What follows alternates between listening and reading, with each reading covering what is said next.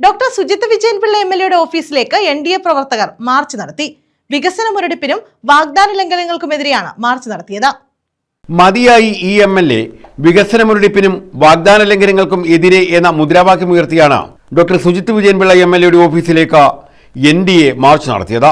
ചവറ നിയോജകമണ്ഡലം കമ്മിറ്റിയുടെ നേതൃത്വത്തിലായിരുന്നു മാർച്ച്.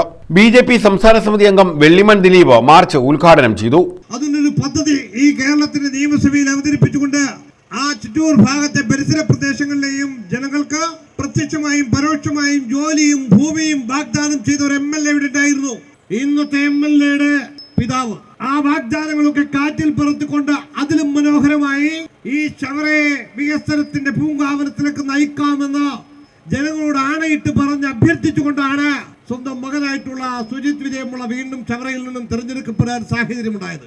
ജില്ലാ സെക്രട്ടറി ശ്രീലാൽ അധ്യക്ഷത വഹിച്ചു. ജില്ലാ vice president Vettamukku Soman, nationalist Kerala Congress ജില്ലാ പ്രസിഡന്റ് ശ്രീജീവ് ദേവർമഠം, അഞ്ജന സുരേഷ്, കെ.ആർ. രാജേഷ്, മാമ്പുഴ ശ്രീകുമാർ, ജി ഉദയകുമാർ, തേവലക്കര രാജീവ, ഗോപകുമാർ, സജിക്കുട്ടൻ തുടങ്ങിയവർ പങ്കെടുത്തു. രാജു പിള്ള, ബിനു ആരാട്ടുകാവ്, എബി കടപ്പായിൽ, തേവലക്കര രാജയൻ തുടങ്ങിയവർ നേതൃത്വം നൽകി.